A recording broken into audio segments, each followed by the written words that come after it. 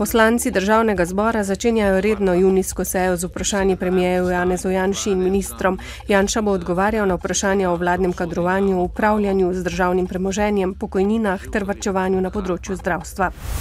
Na skupni izredni seji pa se sestajajo občinski sveti občin Velenje, Šoštanj in Šmartno. Govorili bodo o projektu izgradnje 6. bloka termoelektrarne Šoštanj.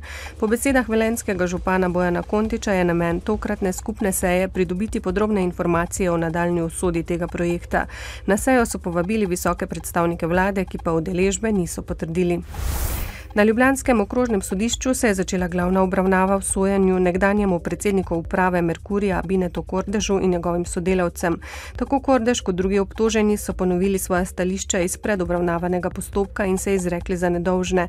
Naj spomnimo, predmet sojenja je preprodaja Merkurjevega trgovskega centra na Primorskem, pri čemer je v zasebne žepe izginilo slabih 11 milijonov evrov.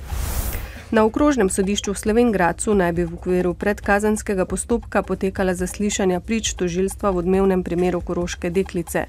Slednjo so po letu iskanja našli, storitve kaznivega dejanja odvzema mladoletne osebe pa so osumljeni tudi 3 sodelavci svetovalnice Akcija, ki naj bi pomagali očetu deklice, ob domnevnem sodelovanju več drugih oseb pa naj bi deklico leto dni skrivali.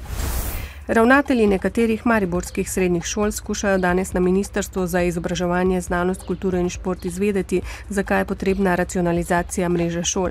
Po načrtih ministrstva naj bi se septembra združilo 8 srednjih šol. Na ministrstvu so namreč prepričani, da imamo v državi preveč šol in premalo učencev. O rezultatih današnjih pogovorov bomo poročali v informativnih oddajah, združevanje šol pa je tema tudi današnje oddaje v Žarišču. Danes bo pretežno oblačno, občasno bo deževalo, ponoči pa bodo padavine prehodno oslabele, ponekod se bo delno zjasnilo. Jutri zjutraj se bo spet pooblačilo, padavine, deloma nevihte pa bodo dopoldne zajele vso državo. Najnižje jutranje temperature bodo od 11 do 16, ob morju 18, najvišje dnevne od 18 do 24 stopinj Celzija.